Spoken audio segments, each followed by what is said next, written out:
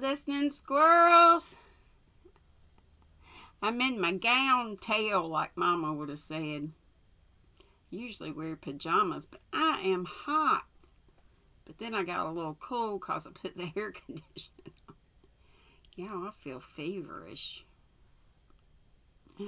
Oh, help me pray. Like Ursula O.M. Granny Square says, death to sickness, life to health restoration. That's what I'm claiming. I'm claiming it, naming it, accepting it, all that stuff, and saying a big amen. Look at my pretty candles, and they're bougie. Cause like my other little candles, they have a remote. Except they don't cut off the little votives. Maybe I have to read the instructions a little better too. Check this out. Watch nothing happen. Yep, there goes off one. Another. It seems like one never goes out. Maybe two never go out. Yep. See, that one stays on.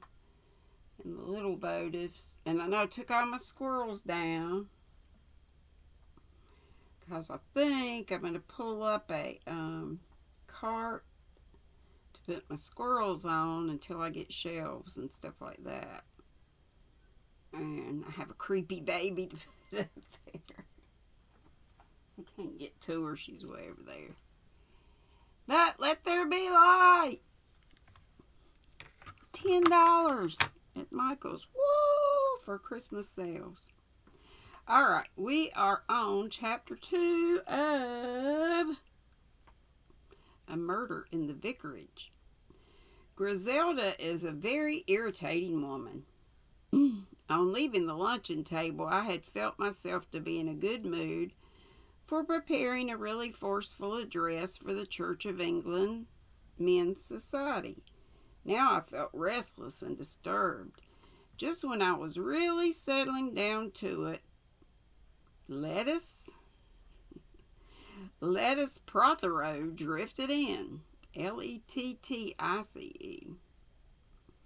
I use the word drifted advisedly. I have read novels in which young people are described as bursting with energy, the magnificent vitality of youth. Personally, all the young people I come across have the air of animals' wraths.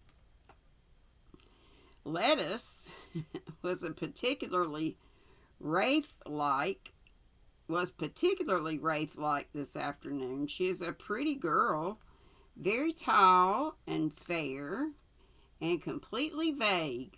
She drifted through the French window, absently pulled off the yellow beret she was wearing, and murmured vaguely with a kind of faraway surprise, "Oh, it's you." There is a path from Old Hall through the woods which comes out by our garden gate, so that most people coming from there come in at that gate and up to the study window instead of going a long way around by the road and coming up to the front door. I was not surprised at Lettuce coming in this way. I did a little resent her attitude. If you come to a vicarage, you ought to be prepared to find a vicar. She came in and collapsed in a crumpled heap in one of my big armchairs. She plucked aimlessly at her hair, staring at the ceiling.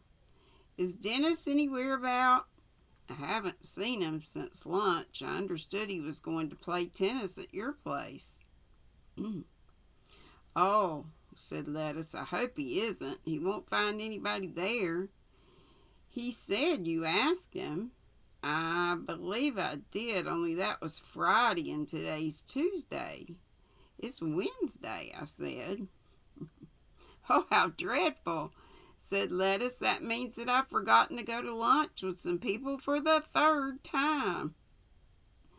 Fortunately, it didn't seem to worry her much. Is Griselda anywhere about? I'll expect you'll find her in the studio in the garden, sitting to Lawrence Redding. There's been quite a schmozzle about him, said Lettuce. With Father, you know. Father's dreadful. What was whatever it was about? I inquired. About his painting me. Father found out about it. Why shouldn't I be painted in my bathing dress? If I go on a beach in it, why shouldn't I be painted in it? Lettuce paused and then went on. My really absurd father forbidding a young man in the house. Of course, Lawrence and I simply shriek about it. I shall come and be done here in your studio. No, my dear, I said, not if your father forbids it. Oh, dear, said Lettuce, sighing. How tiresome everyone is. I feel shattered. Definitely. If only I had some money, I'd go away. But without it, I can't. If only Father wouldn't be decent. If only Father would be decent and die, I should be all right.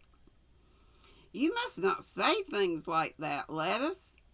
Well, if he doesn't want him to die, he shouldn't be so horrible over money. I don't wonder Mother left him. Do you know, for years I believed she was dead? What sort of a young man did she run away with? Was he nice? It was before your father came to live here. I wonder what's become of her. I expect Anne would have an affair with someone soon. Anne hates me. She's quite decent to me, but she hates me. She's getting old and she doesn't like it. That's the age you break out, you know. I wondered if Lettuce was going to spend the entire afternoon in my study. You haven't seen the gramophone records, have you? She asked. No. How tiresome. I know I've left them somewhere, and I've lost the dog, and my wristwatch is somewhere. Only it doesn't much matter because it won't go. Oh dear, I am so sleepy. I can't think why, because I didn't get up till 11. But life's very shattering, don't you think? Oh dear, I must go. I'm going to see Dr. Stone's barrow at 3 o'clock. I glanced at the clock and remarked that it was now 5:20 to 4. Oh, is it? How dreadful. I wonder if they've waited or if they've gone without me. Chick's worse than I am. I suppose I'd better go down and do something about it. She got up and drifted out again, murmuring over her shoulder, You tell Dennis, won't you? I said yes, mechanically, only realizing too late I had no idea what it was. What it was I was to tell Dennis.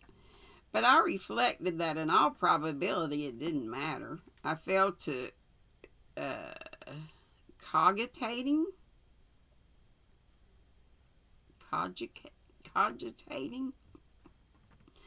on the subject of Dr. Stone, a well-known archaeologist who had recently come to stay at the Blue Boar. Whilst he superintended in the excavation of a barrow situated on Colonel Prothero's property, there had already been several disputes between him and the colonel. I was amused at his appointment to take Lettuce to see the operations. It occurred to me that Lettuce Prothero was something of a minx. I wondered how she would get on with the archaeologist's secretary, Miss Cram. C-R-A-M. Miss Cram is a healthy young woman of 25, noisy in manner, with a high color, fine animal spirits, and a mouth that always seems to have more than its full share of teeth. Village opinion is divided as to whether she is no better than she should be, or else a young woman of iron virtue who purposes to become Mrs. Stone at an early opportunity.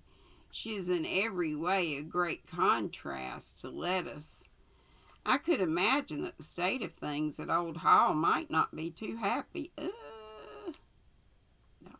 Doggone it. You put your finger down and it goes crazy.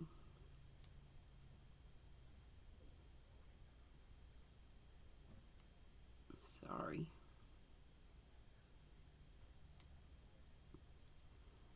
I was amused at his appointment to take Lettuce to see the operations. It occurred to me that Lettuce Prothero was something of a minx. I wondered how she would get on. Oh, I just said that. Miss Cram is a healthy young woman of 25, noisy and manner. I said that. Full share of teeth. Village opinion is divided as to whether she is no better than she should be, or else a young woman of iron virtue who proposes to become Mrs. Stone at an early opportunity. She is in every way a great contrast to Lettuce. Now I think I'm back. I could imagine that the state of things at Old Hall might not be too happy. Colonel Prothero had married again some 5 years previously. The second Mrs. Prothero was a remarkably handsome woman in a rather unusual style. I'd always guessed that the relations between her and her stepdaughter were not too happy. I had one more interruption. This time it was my curate, Halls.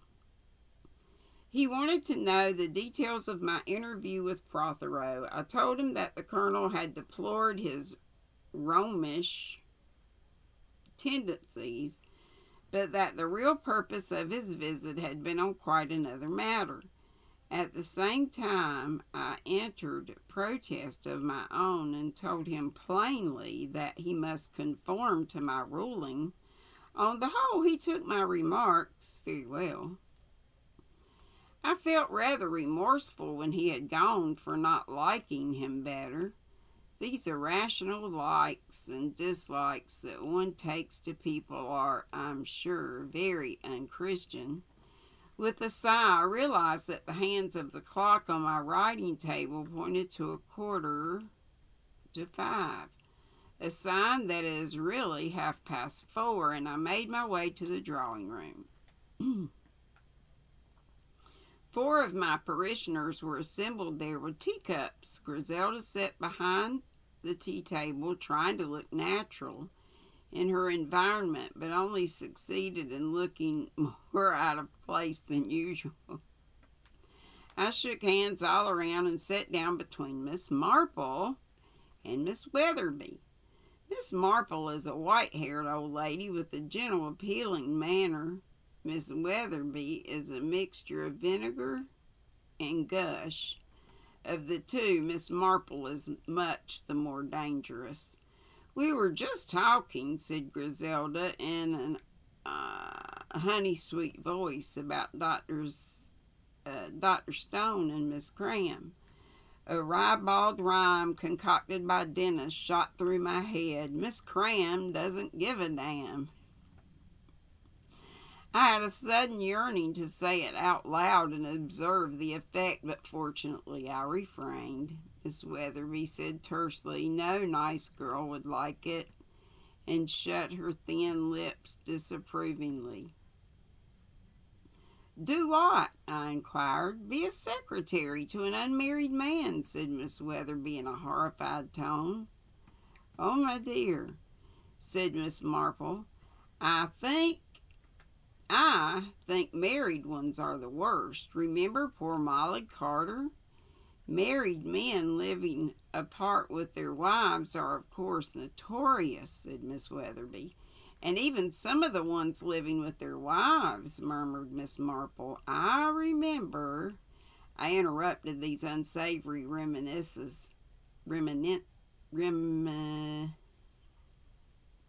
memories. "But surely," I said, "in these days a girl can take a post in just the same way as a man does. To come away to the country and stay at the same hotel," said Miss Price Ridley in a severe voice. Miss Weatherby was murmured to Miss Marple in a low voice, "and all the bedrooms on the same floor."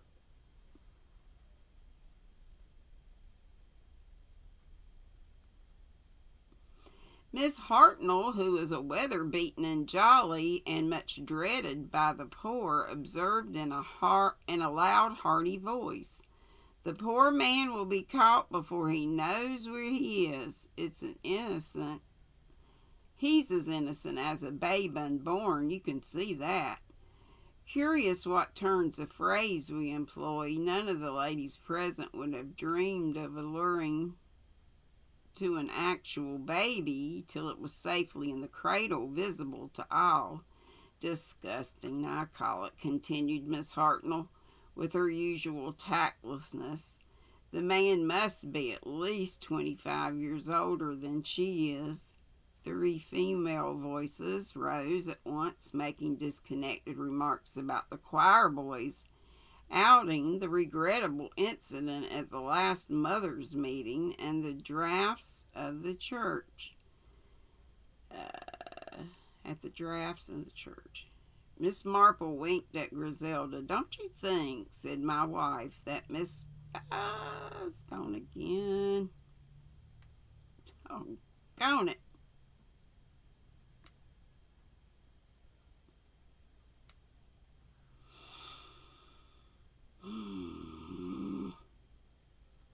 It must be at least. 3 female voices rose at once, making disconnected remarks about the choir boys' outing, the regrettable incident at the last mothers' meeting, and the drafts in the church. Miss Marple twinkled at Griselda. "Don't you think," said my wife, "that Miss Cram may just have an interesting job, and that she considers Dr. Stone just as an employer?" There was a silence. Evidently none of the 4 ladies agreed. Miss Marple broke the silence by patting Griselda on the arm.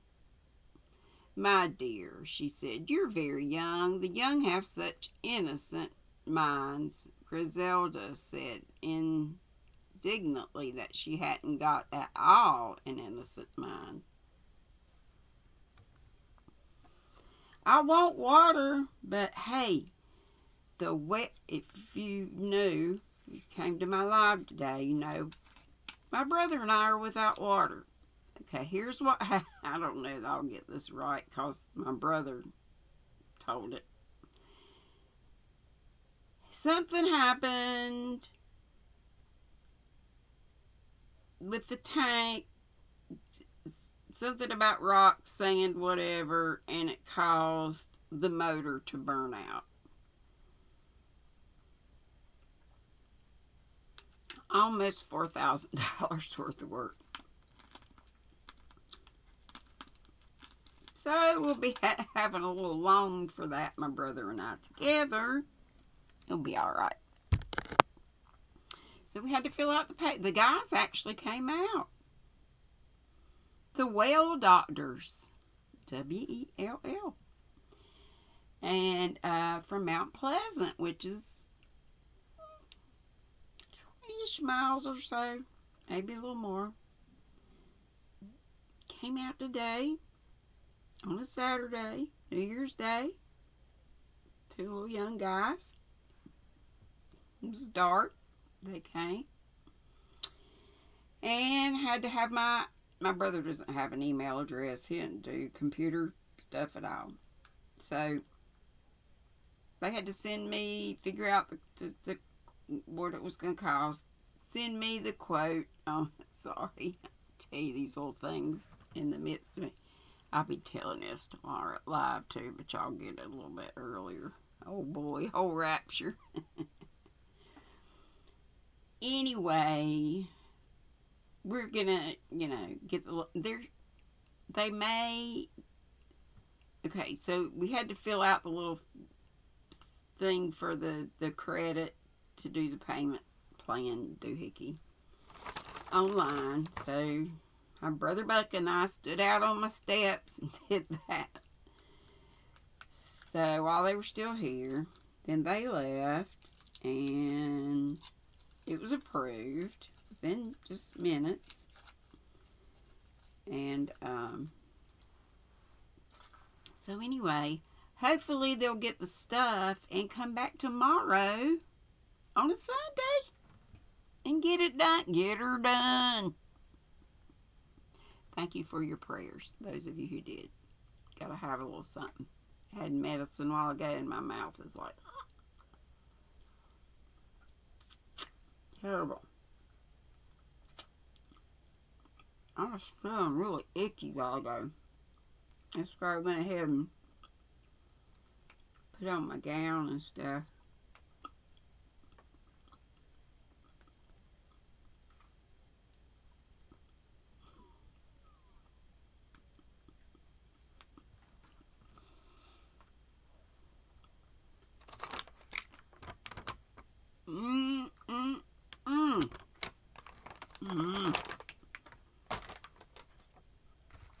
And I did eat some tater and some roast. I was going to go ahead and make cornbread and do the traditional thing, but now without water and all that jazz, I'll wait till Monday like my bro wants to. Anyway, saga of the whale. I'm totally lost now. Let me see.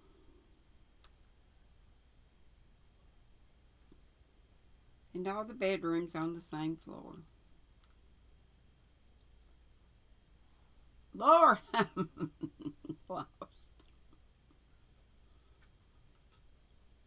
I think this is right. My dear, she said, you're very young. The young have such innocent minds.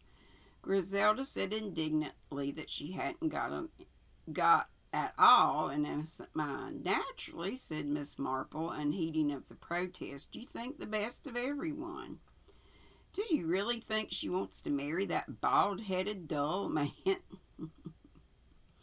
I understand he's quite well off, said Miss Marple. Rather a violent temper, I'm afraid. He had quite a serious quarrel with Colonel Prothero the other day. Everyone leaned forward interestingly. Colonel Prothero accused him of being an ignoramus. How like Colonel Prothero, and how absurd, said Mrs. Price Ridley. Very like Colonel Prothero, but I don't know about it being absurd, said Miss Marple. You remember the woman who came down here and said she represented welfare, and after taking subscription she was never heard of again, and proved to have nothing whatsoever to do with welfare. One is so inclined to be trusting and take people at their own valuation. I should never have dreamed of describing Miss Marple as trusting. There's been some fuss about that young artist, Mr. Redding, hasn't there? Asked Miss Weatherby. Miss Marple nodded. Colonel Prothero turned him out of the house. It appears he was painting lettuce in her bathing dress. I always thought there was something between them, said Miss Price Ridley. That young fellow is always mouching, M-O-U-C-H-I-N-G. Mouching off up there. Pity the girl hasn't got a mother. A stepmother's never the same thing. I dare say Mrs. Prothero does her best, said Mrs. Hartnell. Girls are so shy, deplored Miss Price Ridley. Quite a romance, isn't it? Said the soft-hearted Mrs. Weatherby. He's a very good-looking young fellow. But loose, said Miss Hartnell. Bound to be an artist, Paris, models, the all together.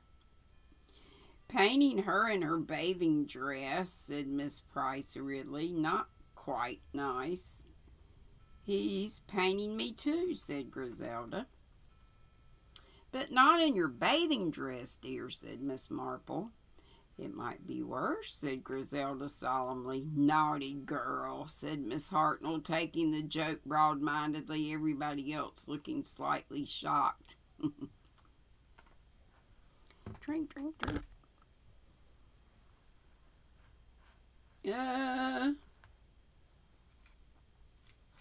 Slightly shocked.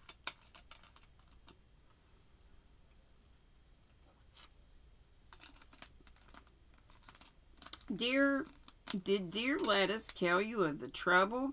asked Miss Marple of me. "Tell me?" "Yes, I saw her pass through the garden and go round to the study window." Miss Marple always sees everything. Gardening is as good as a smoke screen, and the habit of observing birds through powerful glasses can always be turned to account. "She mentioned it, yes?" I inquired. "Mr. Hawes looked worried," said Miss Marple. "I hope he hasn't been working too hard." "Oh," cried Miss Weatherby excitedly, "I think..."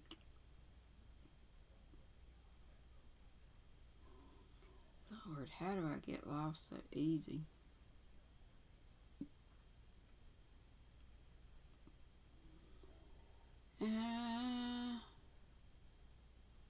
Lord help. "Mr. Hawks looked worried," said Miss Marple. "I hope he hasn't been working too hard." "Oh," cried Miss Weatherby excitedly, "I quite forgot. I knew I had some news for you. I saw Dr. Haydock coming out of Mrs. Lestrange's cottage." Everyone looked at each other, except perhaps... Everyone looked at each other. "Perhaps she's ill," suggested Miss Price Ridley. "It must have been very sudden, if so," said Miss Hartnell, "for I saw her walking round her garden at 3 o'clock this afternoon, and she seemed in perfect health." "She and Dr. Haydock must be old acquaintances," said Miss Price Ridley. "He's been very quiet about it." "It's curious," said Dr. Weatherby, "that he's never mentioned it." "As a matter of fact," said Griselda in a low, mysterious voice, and stopped. Sorry if y'all, my radio just came on. I don't know how to get that stupid alarm turned off. Hopefully you can't hear it. "It's curious that he's never mentioned it. As a matter of fact," said Griselda in a low, mysterious voice, and stopped. Everyone leaned forward excitedly. "I happen to know," said Griselda impressively. "Her husband was a missionary. Terrible story. He was eaten, you know, actually eaten. And she was forced to become the chief's head wife. Dr. Haydock was with an expedition and rescued her." For a moment excitement was rife. Then Miss Marple said reproachfully, but with a smile, "Naughty girl." She tapped Griselda reprovingly on the arm.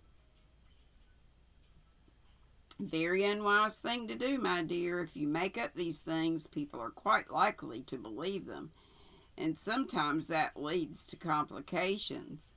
A distinct frost had come over the assembly. 2 of the ladies rose to take their departure. "I wonder if there is anything between young Lawrence Redding and Lettuce Prothero," said Miss Weatherby. "It certainly looks like it. What do you think, Miss Marple?" Miss Marple seemed thoughtful. "I shouldn't have said so myself, not Lettuce.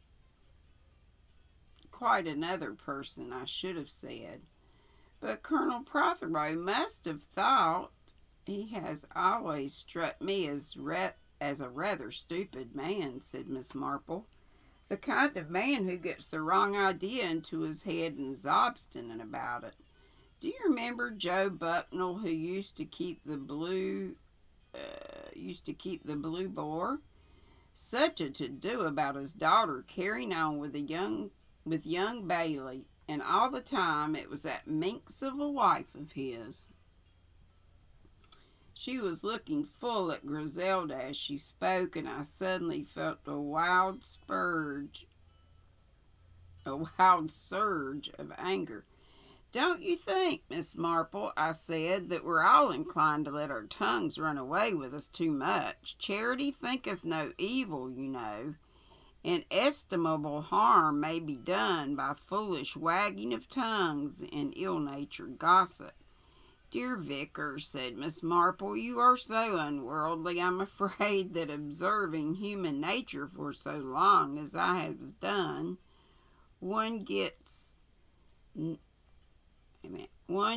not to expect very much from it. I dare say the idle tittle-tattle is very wrong and unkind, but it is so often true, isn't it? That last Parthenon shot went home. And that's it. I hope that made sense, because I'm about half asleep again. Sometimes I have to listen to these myself and hope they make sense. Parthian shot went home. Okay, then we'll be on chapter 3. Good Lord willing, and the creek don't rise. Tomorrow. Please remember, live at, what is tomorrow? Sunday, live at 3 again tomorrow. Tea at 3 with GrannyDee, that's me. And I hope to have, I got this card over here, so I may push it over here and have some squirrels and maybe some more squirrels up by the candles. Gonna try to get all this stuff situated as best I can till I get some more shelves and do something with this wall and get the, I want 2 more of these right here. They would fit. They would fit. And I need them. IKEA. IKEA. Okay, y'all have a wonderfully crafty night. Yeah, it's just 8:07. We'll see how long I can stay awake. I enjoyed, showed y'all a bunch of different furls. This is not a furls, but it looks kind of like, where's my candy shop? Oh. But Madonna, look at these. That's my Virgo. In a G+, that's what they call a 7 or a 4.5. This size says N 9mm, and this is one of the cheap Hobby Lobby ones. But I've got several of the different colors, different sizes of these. I know some folks really like those and hated when they went out.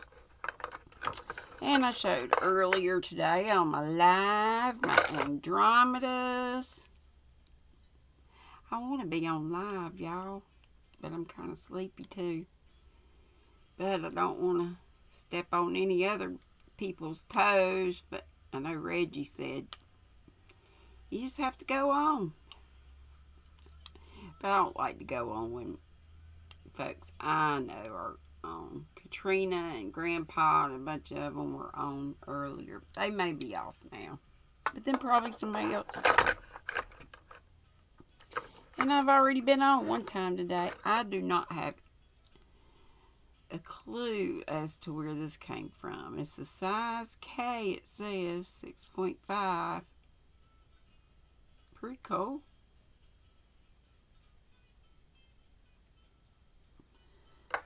Anywho, I got a bunch more. And then, you know, this was an odyssey. A bunch more colors of those. I have such an eclectic collection of hooks. This is my candy shop. And this was gifted to me by an Australian buddy. These candy shops are like right at $50, $49. And I believe I sized this one, and this was maybe a J, I want to say. Donna's favorite color. I'm going to keep it in here because I'm going to go over these other ones tomorrow. I'm just giving y'all a little sneak peek. And some people hate these, but I like them. Y'all know I like about everything. Only ones I didn't care too much for were those Lion Brand bamboo ones, but maybe I need to give them more of a chance. The only thing I don't like about these is the size is like right here, and it's so hard to see.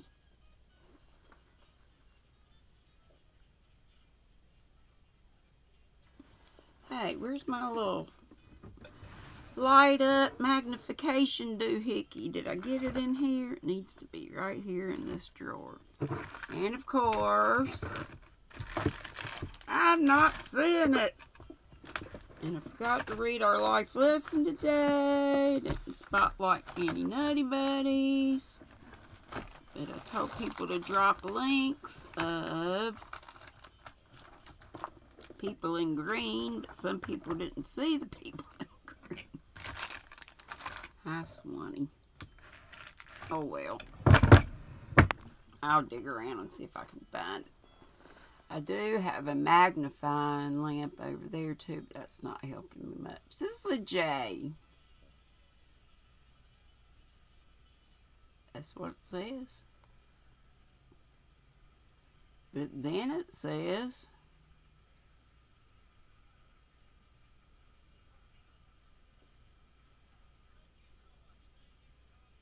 I don't know.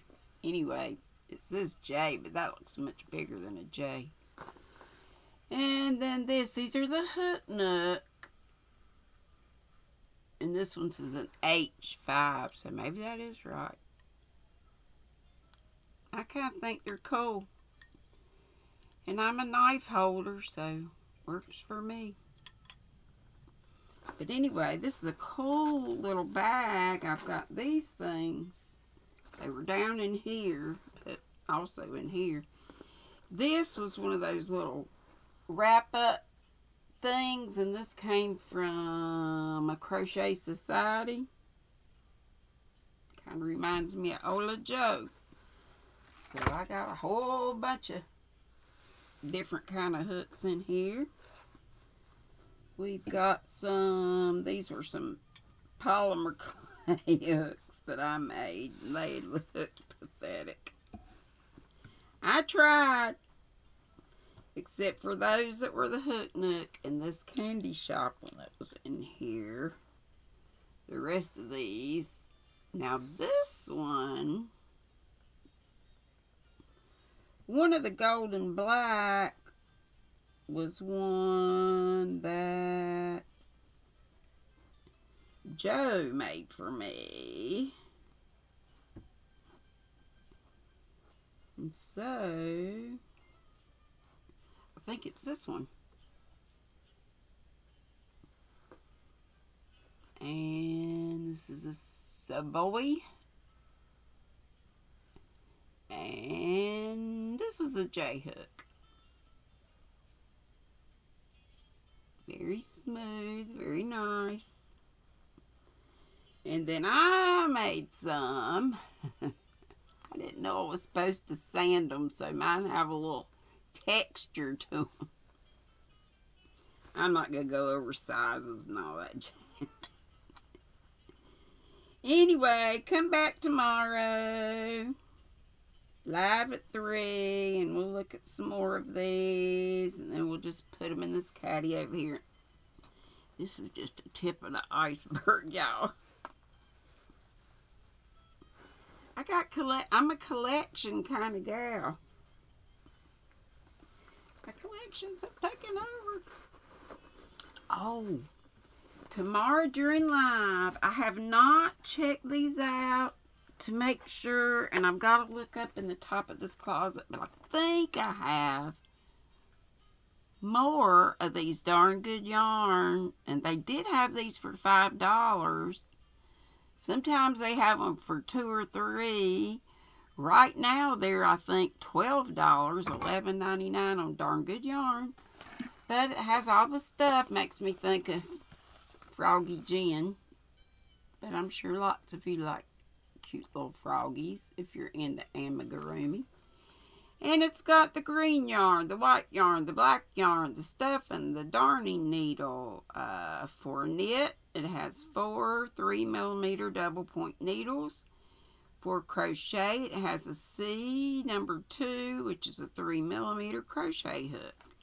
On the back, it says manufacturer MSRP is $19.99.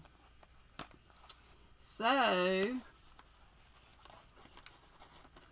I haven't really opened them, but let's see.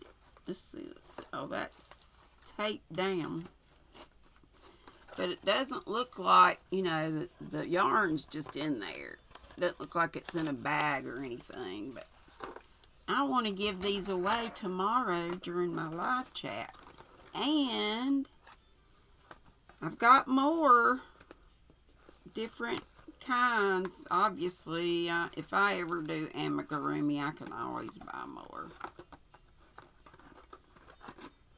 But I wanted to do some more giveaways during Christmas, and I did a little bit, but not near as much as I wanted to do. So, give one away to one person and one away to another person, hopefully in the chat. You know how I have y'all write a word like frog, and then I'll ask Siri for a random number, and we'll go from there. And it doesn't matter, it can be worldwide. So see, you people that are listening squirrels get a little extra scoop on stuff.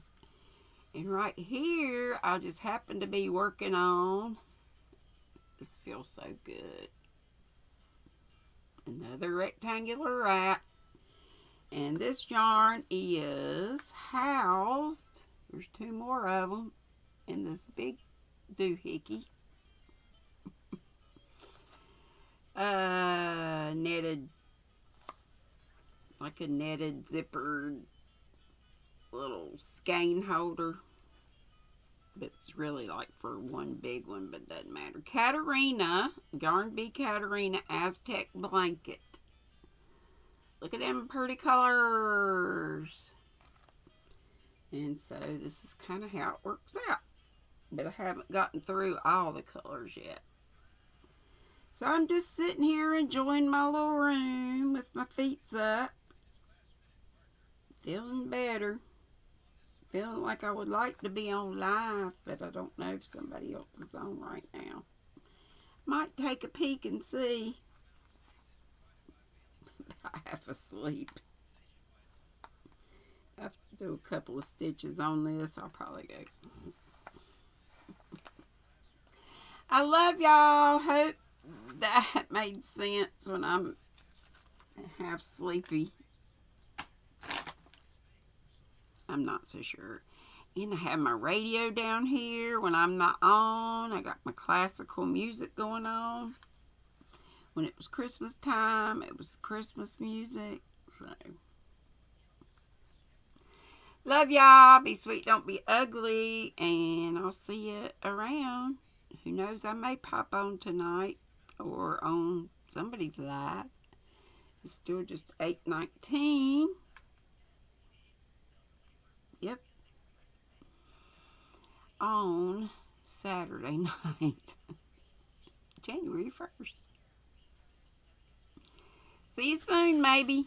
And if not, tomorrow at 3, tea at 3 with me, GrannyDee. I'm sure I said be sweet, don't be ugly. Love y'all. Bye.